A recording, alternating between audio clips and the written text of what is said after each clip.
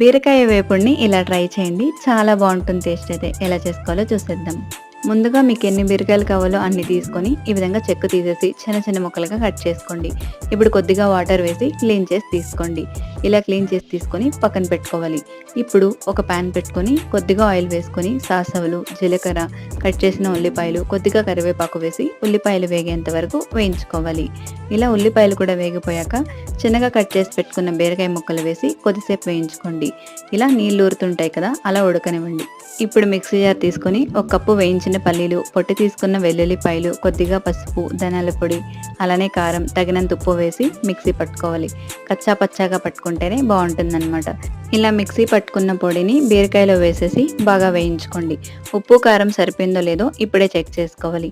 అలా 5 నిమిషాలు వదిలేసారంటే అంతే, ఎంతో టేస్టీ అయిన బీరకాయ వేపుడు రెడీ. చాలా బాగుంటుంది. మీరు ఒకసారి ట్రై చేయండి.